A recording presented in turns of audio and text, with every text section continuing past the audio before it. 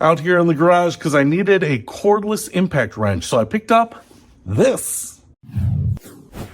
What's happening, Panda Nation? Peter Von Panda out here working on my Jeep. In fact, I've got it pulled out there. That is Project Overlander, my 06 Jeep Commander Limited.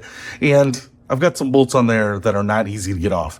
Darn near impossible. And so I have stopped with my other ways of fooling with it and picked this up because I thought I really would need something like this to get it done without taking it to a professional shop. Now, this is the LHRETXQ cordless, battery-powered impact wrench. It's 21 volt lithium ion. And one of the things that really interested me about this was that it seemed to be pretty powerful.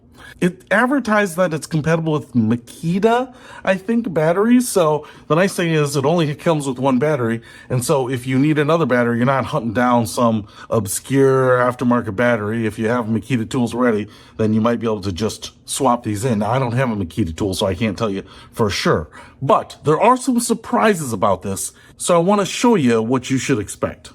All right, I want to show you this case that it comes in. It's just kind of a vacuum formed case. It's hard case, but it's not super robust. Pretty typical of what you get on a cheaper type of tool. But the first thing I want to show you is there is the cordless impact wrench right there. We get a plug-in corded charger. It actually just plugs into the little port right here, okay? But one thing you will notice is that we don't get any sockets. So sometimes I usually see a set of sockets kick off, say, you know, a tire or spare tire, those types of things. So you don't get any of those included. Now, I will say it didn't say that they were included in listings, but sometimes I'm just used to seeing at least kind of a standard set included there. The next thing I want to show you is that the gun here is pretty nice. It's not that big.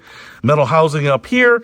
It would be nice if this were, I think blue is kind of the Makita thing, that teal color. So it'd be nice if it were that same color, probably a copyright infringement issue, but that just might indicate that, hey, it's compatible with that battery. I will say that the black plastic areas here are a little bit rubberized, maybe not the trigger, kind of your 911 style sliding trigger right there, but it feels good in the hand and it's pretty grippy. You do have this crossbar push here, and that's going to reverse or neutral, you know, right? So if you're familiar with the crossbar safety, you got that going there. You got your standard 1/2 inch right there. And then inside, you actually get, I think it's a 1/4 inch opening. So you can put like a drill bit or a screwdriver bit in the middle there. And then it does have the ring there, the retaining ring. I'm not sure exactly what you call it, but you know, you throw on a socket there, it's not going to fall off, which is kind of nice too. And then obviously down here, we have where you would slide in your battery. So once that's charged up, you tell me if this looks like a Makita battery, but once that goes in there, then you get the little light right there, which is nice, and a little LED light.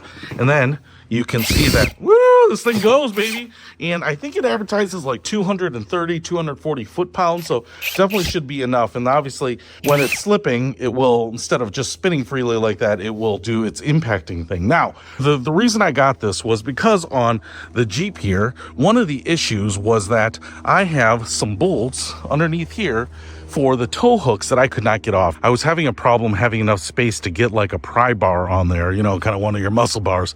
It's just kind of too recessed. And so there was no way that I was going to have any more leverage than just your standard handle on a socket wrench. And that thing was not going to come off. So I thought, well, the impact gun is going to be the only way to do it. I don't have any air tools here. I didn't want to spend a lot of money because I wasn't sure when I was going to use this sucker again. So I picked this up and I was working on it and I was really hoping they would come free. And guess what?